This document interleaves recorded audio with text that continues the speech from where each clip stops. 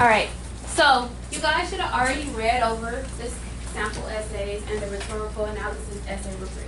First off, before I even get into us reading it together, because you can still work on this as we go, what are your thoughts so far? Any thoughts? Yes, Ariel, what's your thoughts? The sample A essay was really good with like the wordplay and the evidence provided. Right? So sample A is a little bit better than sample B. Definitely, the way they use their words, the word plays, the analogies that they use, and additionally, the transitions and everything in terms of the structure of the essay. Pretty cool. Any other comments? Thamar? I like she said, I like the first one better. But I like student B's approach because I kind of got bored in the middle of student A's. So maybe, go ahead. I don't know. Was it because it was so long? Probably. It was long, and then the other one, it was kind of like how I write a little bit. So like it was more understandable. Okay. So the idea is some students feel more comfortable with student sample B, because more students write a little bit more like the student in that particular sample does. All right. So I'm pretty sure you had different, like preferences in terms of which essay you like. But the idea is both of those are samples of passing essays, to be honest. Now, one is a higher passing essay, of course, and another one is a lower passing essay. But both of those are about, say, like a 6 or a 5, and then the other one is like a 7, 8, or 9. But we'll talk about it. Let's read the samples so that we can make sure that everyone's familiar with them. So we'll start like this. So we'll do a snake, and everyone will read a paragraph of the sample. Okay? So maybe we'll get to you, maybe we won't, but we're just going to read it snake-like fashion. So go ahead, Corey, you start. Oh, and if you remember, who can recall what the sample assessment was, or the writing assessment was? What was the task?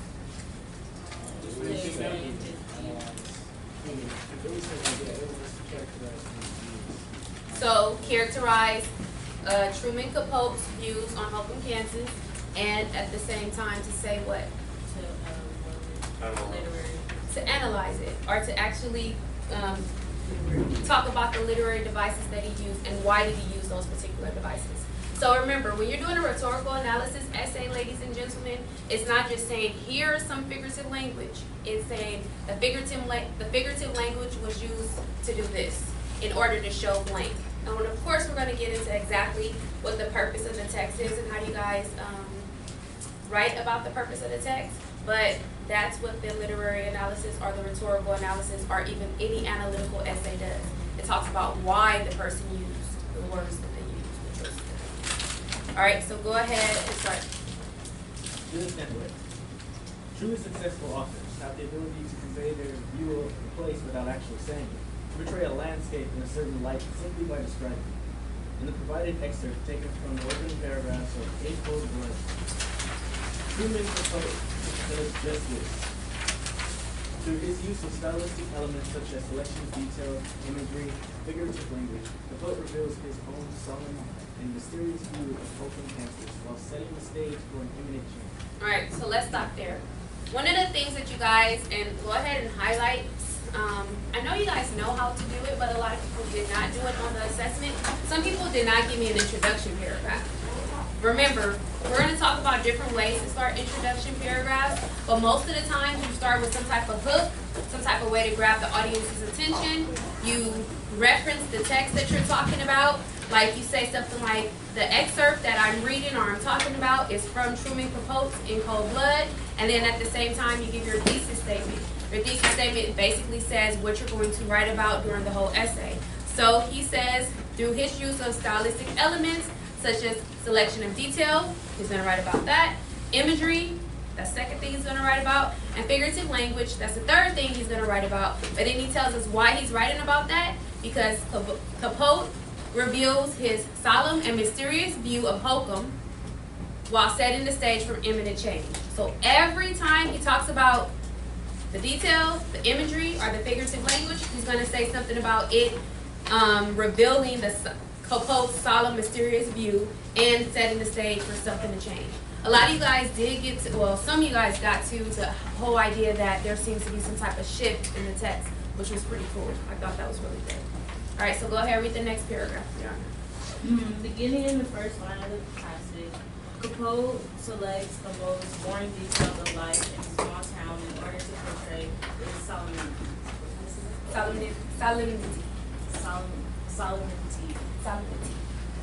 He draws attention to the physical isolation of Holcomb by referring to it as a place that other Kansas out there. In addition, he speaks of the Parameters of the small town, pointing out that it is enclosed on all sides by rivers, prairies, and wheat fields. He describes the town as remote and unaffected, desolate, and boring, continually mentioning the old building paint and irrelevant signs that dot the landscape. Capote also gives the village a feeling of laziness in his writing, describing it as an aimless congregation of buildings and a haphazard hamlet. He obviously feels that the town lacks liveliness and is bland and unchanging, simple and average, almost looking down on the village and its inhabitants. The author characterizes the people in broad categories and focuses on their outward appearance and superficial similarities instead of delving more deeply into their abilities or livelihoods. This reveals that he views the people and their surroundings as one-dimensional and simplistic. The idea that he may summarize an entire town, generalize about its people, and not be far from the truth, contributes greatly to Capote's solemn view of Holcomb. One gets the feeling from the author's selection of detail that he wishes there was something more interesting, deeper to share with his audience, and is disappointed by the cursory nature in which he must approach the description of such a melancholy place. That's okay. Good job. So the idea right there is, well, there's a few ideas that come or emerge from that particular passage that I want you guys to pay attention to. One, you guys, most of you guys gave me a summary of what was going on in the passage. But when you do an analytical essay, you have to summarize and analyze at the same time, if that makes sense. So if you look at that first sentence, beginning in the first line of the passage, Capote selects the most boring details of life in the small town in order to portray its solemnity. Okay? So the thing right there is, he's telling you why the details are being used, because it's going to talk about how solemn the whole town is. Or it shows how solemn the whole town is. And his view of the town is very solemn. Period, point blank. So, he uses figurative language. Figurative language is this, and here are some examples of it. But more so, the figurative language is being used to show this. Does that make sense? All right. So then, if you notice, when he's given the detail, he's also, I'm sorry, I don't even know if the person who wrote this paper is male, so I keep saying he. But the person who wrote this is also analyzing it. So they'll say something like, say in the middle of the paragraph, it says, Capote also gives the village a feeling of laziness in his writing. Right? So he says the town seems very lazy because of the way Capote is writing about it. Then he gives you some specific details. He says he describes it as an aimless congregation of buildings and as a haphazard hamlet. But he analyzed why he wrote down those particular words. Then he says he obviously feels that the town lacks liveliness. He's analyzing why the person wrote what they wrote. Then he said that is a bland and unchanging the town is bland, unchanging, simple, and average. He says he almost looks down on the village. So you see how he's still putting in his opinion about why the writer is writing what he's writing about as he's giving those details. Most of you guys just gave me a lot of details. I was like, these are great details, but I need some analysis. Okay? All right, next person, read the next paragraph. In addition to including the most boring details, the quote uses a great deal of imagery to describe the town and its residents. Focusing mostly on visual appeal, he describes the sulfur color paint and flaking gold to reveal town's Atropian. Atropian appearance as has been established. They Status. portray the area as one that has seen better days. Folk writes about the old stucco state Structure. that no longer holds standing.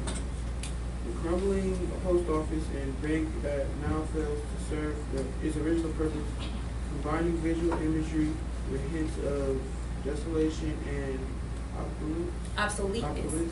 obsoleteness. The poet attempts to reveal the gray and boring nature of the town. Throughout its appearance. He does not, however, rely on visual details in describing the local Accent. as Bar. barred with very point.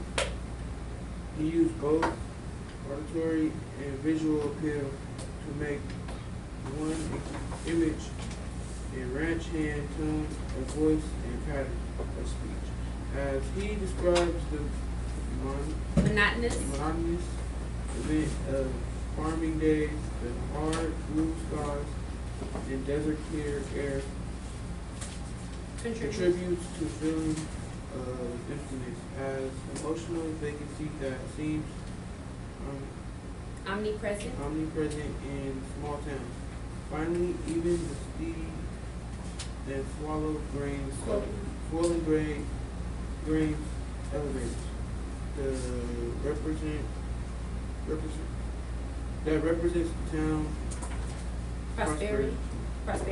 Very good. and seen in solemn and mysterious lights. The Pope makes certain mentions that town people camouflage this abundance without explaining why their choices Why they why they choose. choose to do so. Okay, so like a lot of you guys, like if you notice this particular paragraph is similar to a lot of your paragraphs about imagery, because a lot of you guys say he uses imagery.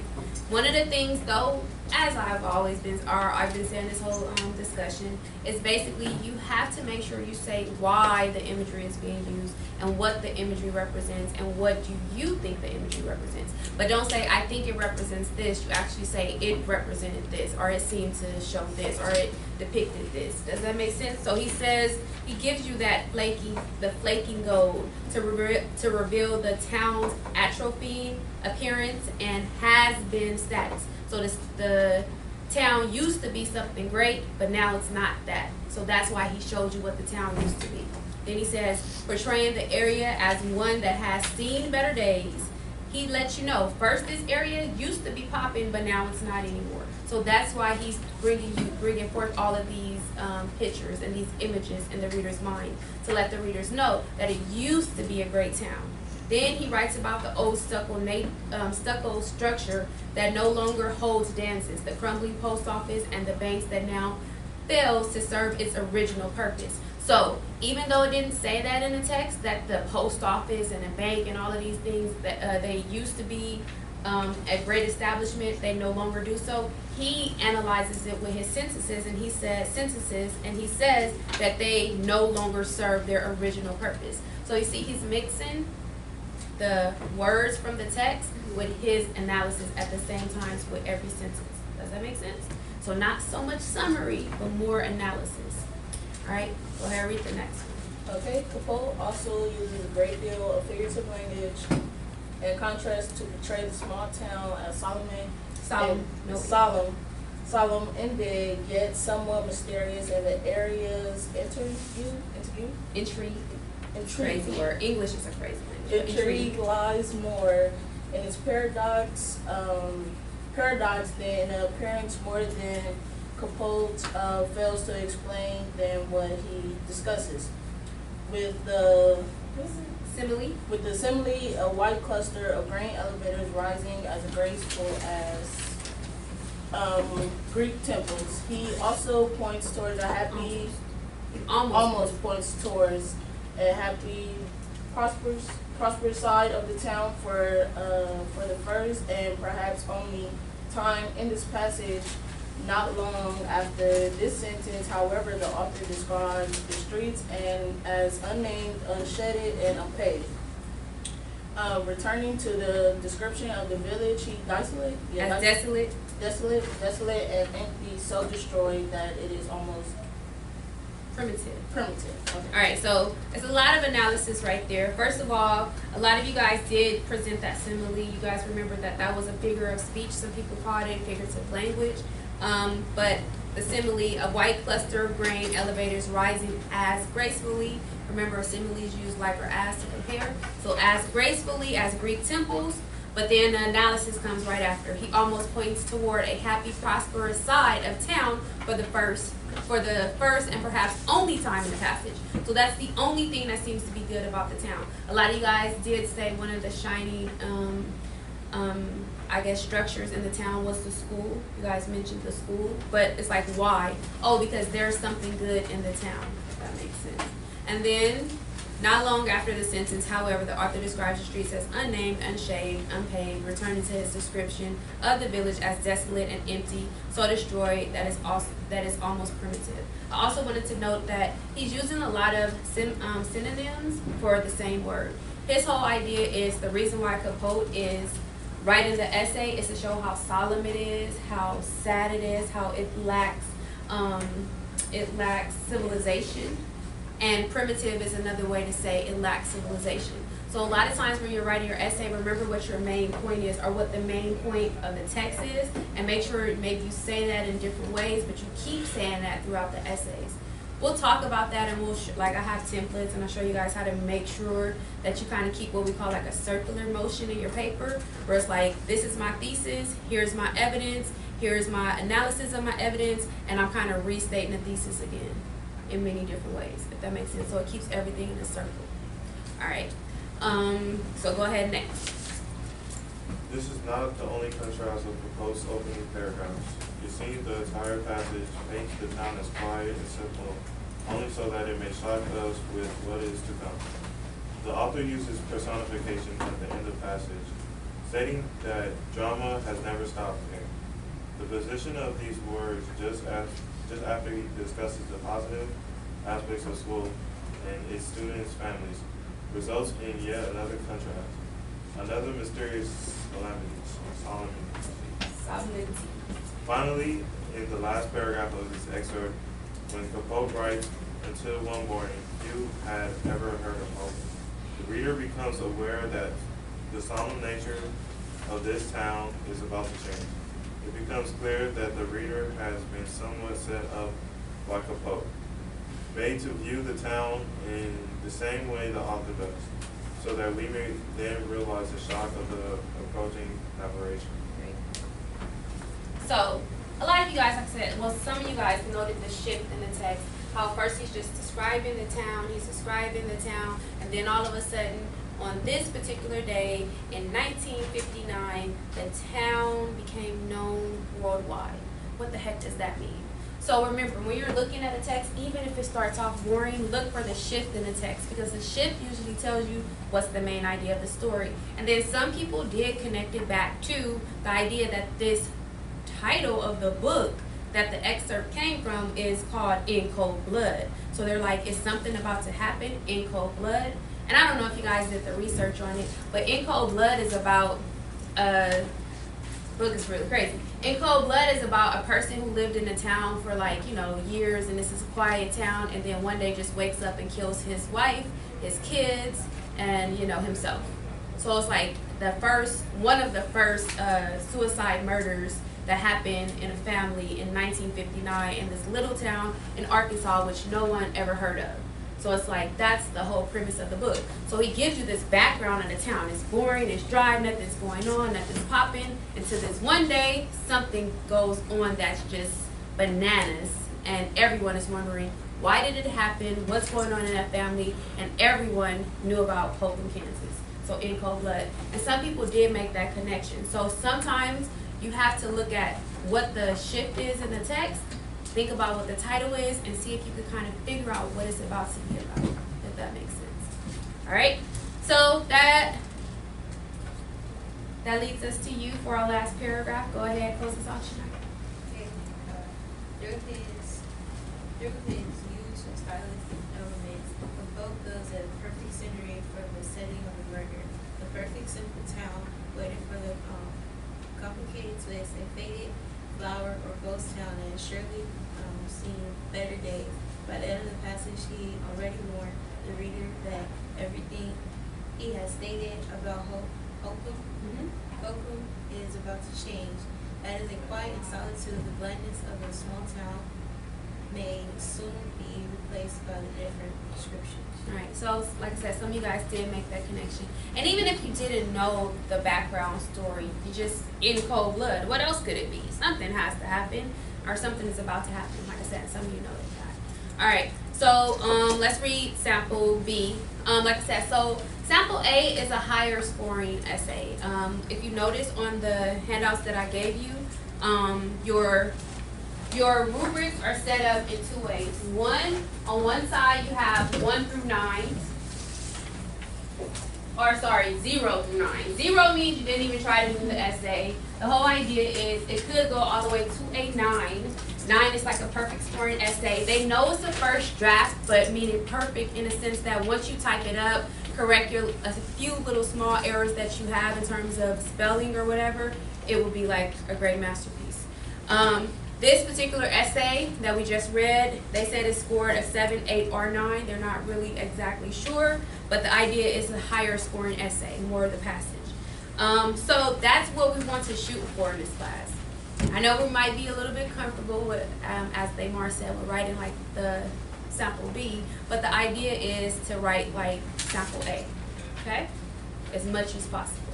I know it seems like it's boring, but it's really not that boring. You can, you know, like once you start writing, you kind of like, oh, that sentence was good. I like that sentence, and you keep writing.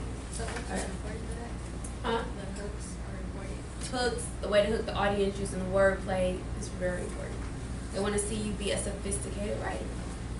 All right. So one of the other notes that I wanted you to look at on these scales, I grade you on scale 4, if that makes sense. So if you get a 7 on your paper, you'll get 80 points. And then I give you 80 points times 2. So that's how you get your 200 points. Or if you get a 9 on the paper, you get 100 points times 2. And that's how you get the 200 points. You get me? So I grade you on scale 4. And I double it. So, cool beans? So even if you do like an essay that's not that good, you may get a 4. You get 50 points or whatever. At least you get 50 points for it. You know, it's not that good.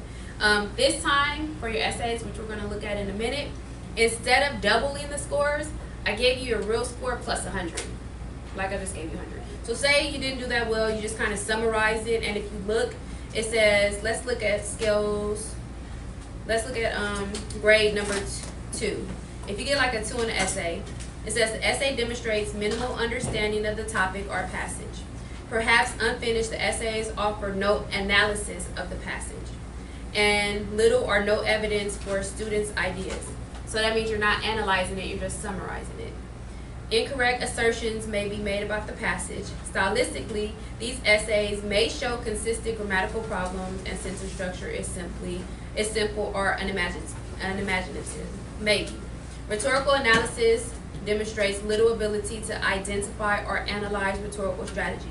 So if you're not really analyzing, like if you're telling me about it but you're not analyzing it, it's more so of like a 2, because you guys are doing summaries. But it's okay. It's the first essay. You're going to get better. Sometimes the essay misread the prompt and replace it with easier tasks, such as paraphrasing the passage or listing some strategies the authors use. You see that? So if you're just listing, oh, they use figurative language, they use assembly, they use the metaphor, it's more so of a 2. The whole idea is to shoot for a 9, or even if you look at number 8, it says high-scoring essays thoroughly address all the tasks of the essay prompts in well-organized responses. The writing demonstrates stylistic sophistication and control over elements of effective writing. So that means your writing is on point, like we just read about, although it is not necessarily faultless. So we're not looking at you to be flawless. You know, even though you are flawless physically, you don't have to be that way academically in terms of this writing, okay? Overall, high-scoring essays present thoroughly developed, intelligent ideas, sound and logical organization, strong evidence, and articulate diction. Rhetorical analysis essays demonstrate sophisticated understanding of the passage, its intent, and the rhetorical strategies the author employs. So the idea is we're shooting for, like I said, those high scoring ones. All right. So let's read. Let me see what's on this class. Let's read student B really quickly, and I won't stop in the middle of it because we already know why. Student B got a lower score. So go ahead, read the first paragraph. Holcomb Academy, a village containing 270 inhabitants, has skipped over the drama of life according to Truman's Capote.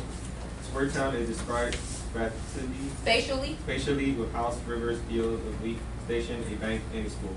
In Truman Capote, a cold-blooded image of the town of Holcomb is presented through precise types of diction, syntax, imagery, and tone. All right, so they put their thesis last, but they're going to talk about the diction, syntax, imagery, and tone. Keep going.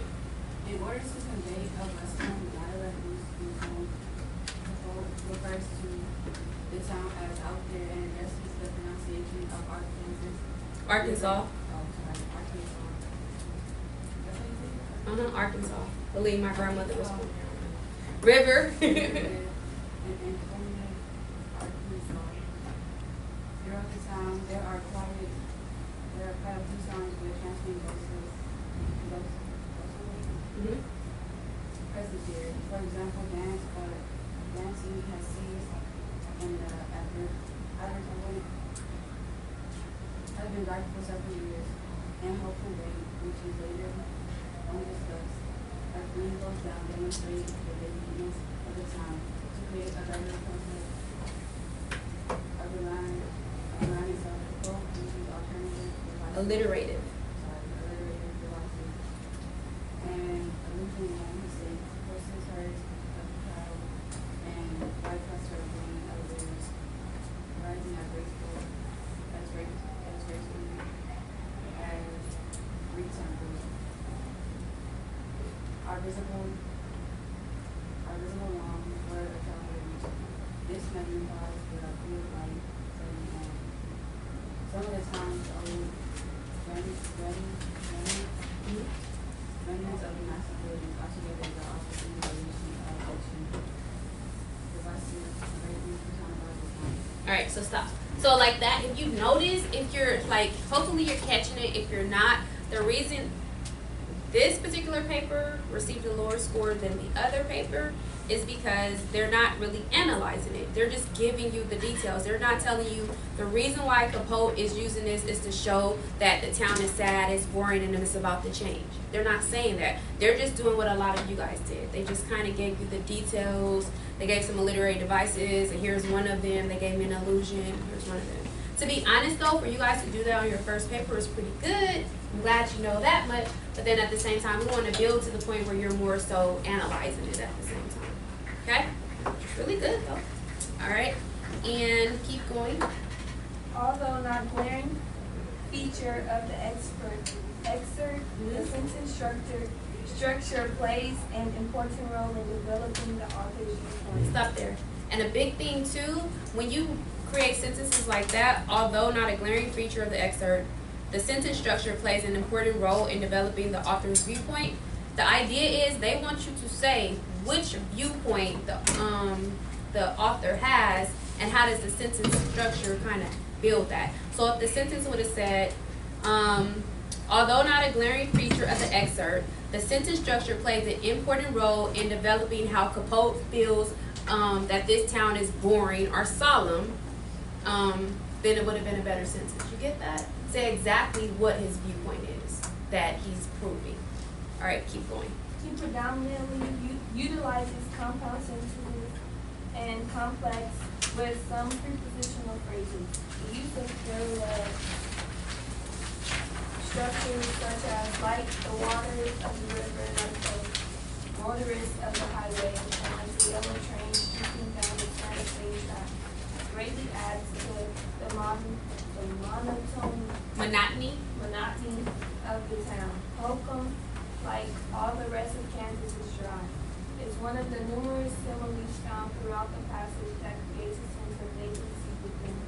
Alright, so there was the first little bit of analysis. It creates a sense of vacancy. But you have to do it earlier and you have to do it throughout the paragraph. Get that? Alright, next. Capote's use of all of these literary devices envelop the reader into picturing what Holcomb looks like. A worn-out rustic town filled with grain elevators, or fields of wheat. The reference to the grain in wheat exemplifies the daily activities that occur in the town. After all the rural descriptions, a vision of the school is given as it kind of flies into the reader. Reading about all the emptiness of the town, then envisioning a school that is the pride of the town provides insight into the type of people the inhabitants of Holcomb are. For example, they are described as, in general, a prosperous people. Overall, a precise and objective image of the town, along with the townspeople, is certainly focused on in the passage. So if they would have said like, the people seem like they're prosperous, but then at the same time, some of the people don't seem like they're prosperous because of the way the woman was dressed in the post office, who, you know, seemed like she was dressed like the cowboys, and the rest of the men who were dressed like cowboys, then it would have been more analytical. You guys understand that? So just less analysis is going on in this particular essay. Keep going.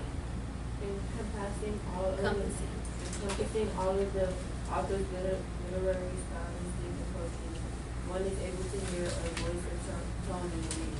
A feeling of desolation, weariness, and loneliness should be derived from reading about this time.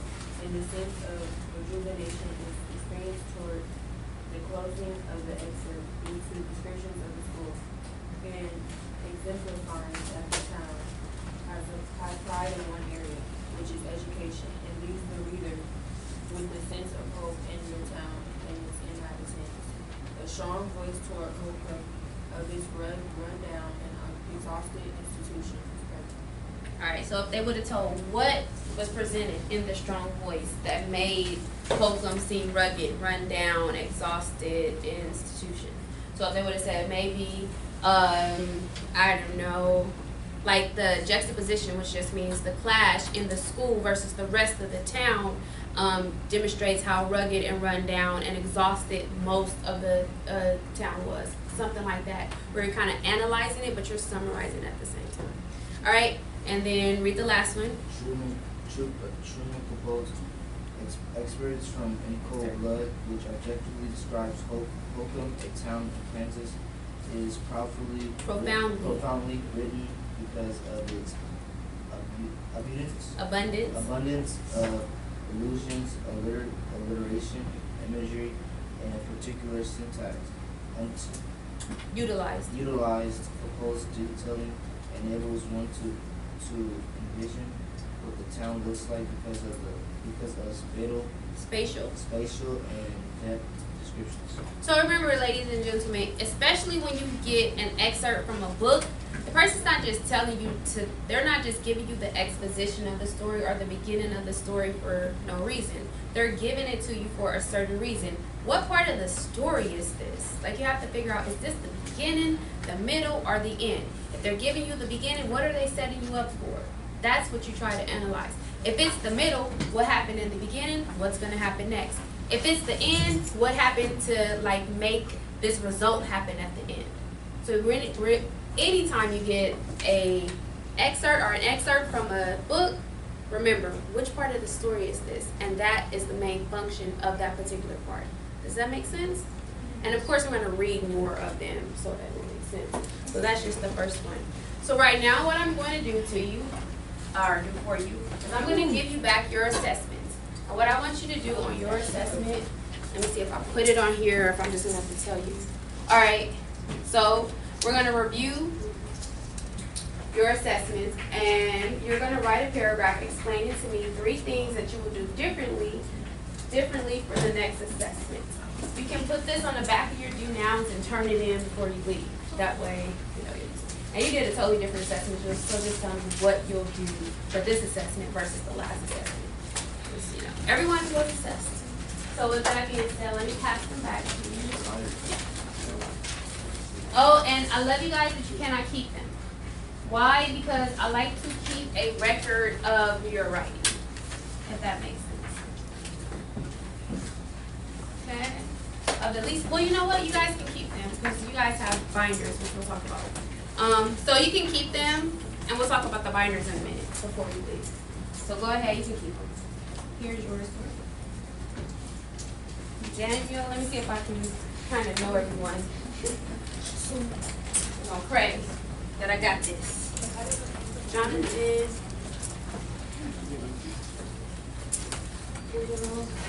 I think I got it.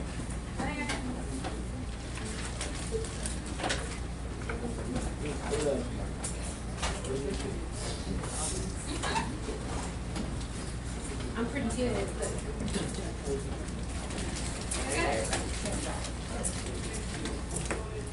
Melanie? Very good.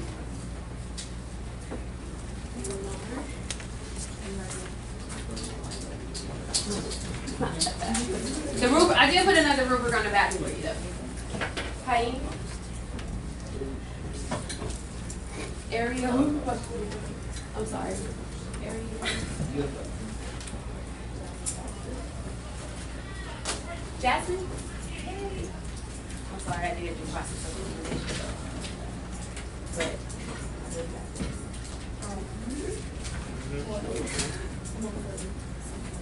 oh my God, I know you all. I'm proud of myself.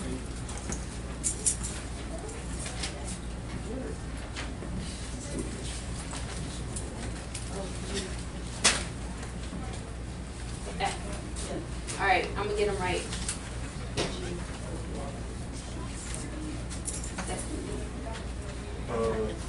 Oh, no, sorry. I got it. Kaya. No, you can do it on the back of your now. So, like, just put do now at the top, put a line, and put quick break. Or,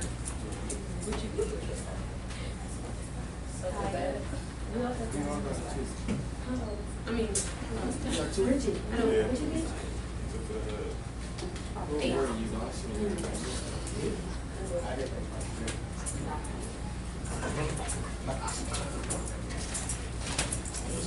I know.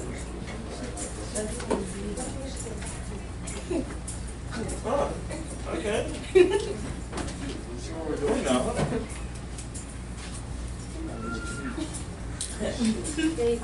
Now we're all together. Guess we're not one, huh?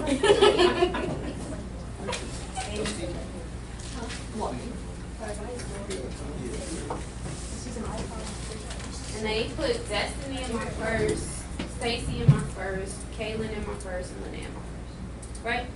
Yeah. So they're not here. Yeah, they're my first.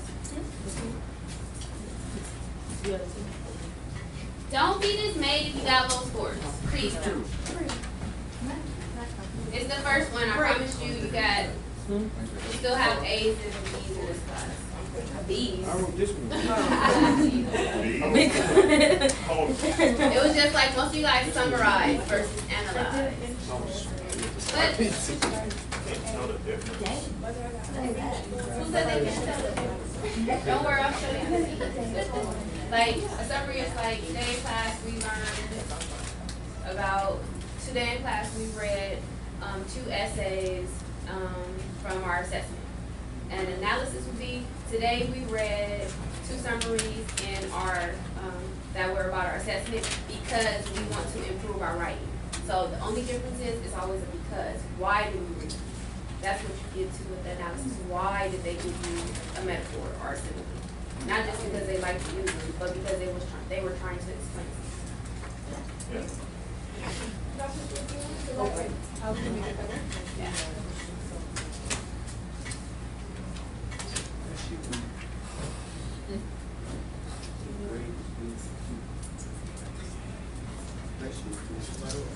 Let me see how many before I move all the way out. I always run on time. I'm trying to teach everything at one time.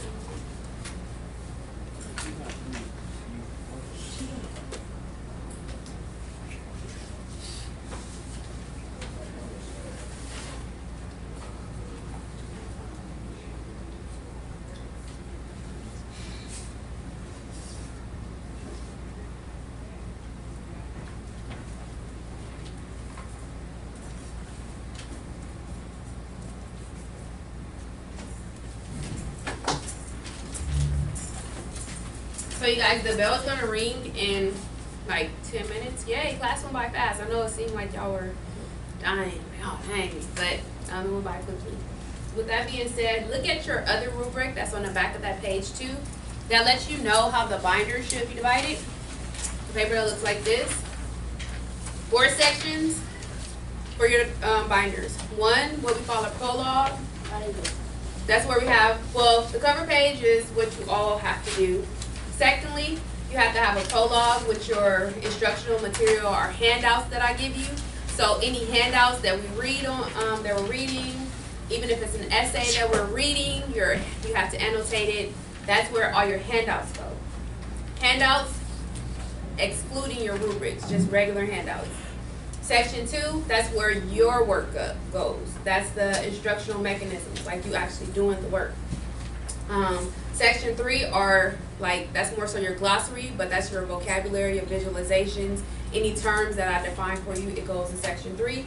Section 4, that's where your assessments go. And then of course, your binders have to be well organized, and they have to be neat, and they all have to have like a table of contents or whatever. So it'll be like page 1, that was this first assessment. That would go in section 4. I also gave you guys a rubric today. So my rubric, it would go in section 1. So we have your own. I have hole punchers. You know, I have hole punchers in the back, and you can keep the handout. So this handout, section 1. You feel me? And I will also keep a binder in class to display. That you cannot have, but to display. Can I use the whole book? Yes, it's right here in the back.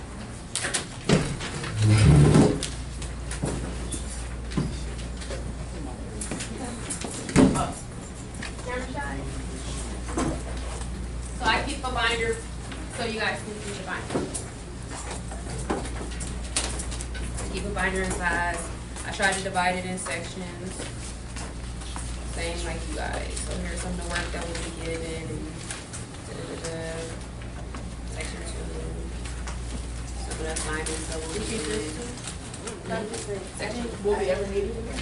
Yes. You always keep it in your binder. When binder checks come, I will make sure your materials are there. Keep, what, this? Everything. So your rubric, hold on. Your rubric is probably gonna go, I'm gonna give you a different rubric every time I check your binders, but your rubric can go in the front, but instructional materials is the first section, remember? Look on your rubric, it tells you what everything should be in each section. This is a handout that you'll probably get next week, so that's why it's in this section. Section 2, here's some work that you're gonna do, but I kind of did too, so I can make sure I can understand how to explain it to you guys to do. Section 3 is that vocabulary section, which we'll talk about what goes in the vocabulary section. And section 4 are our rubrics. Yes, they did. I didn't get it. You get what? I didn't get binders. It's on the back of your rhetorical analysis essay rubric.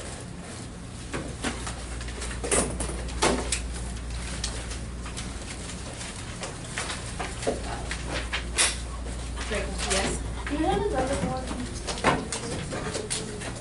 Yes. Yes. How do you keep up with the grading class? So we're using Schoology this year. We're gonna get Chromebooks in here, and once we get the Chromebooks, I'll like log everyone into Schoology, and then I'll show you how to do it. Yeah, like little computers. So we're gonna do some things on the computer, but we're gonna do a lot of writing. I'm gonna turn the camera off. Yes.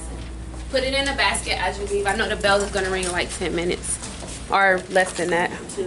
2. Okay.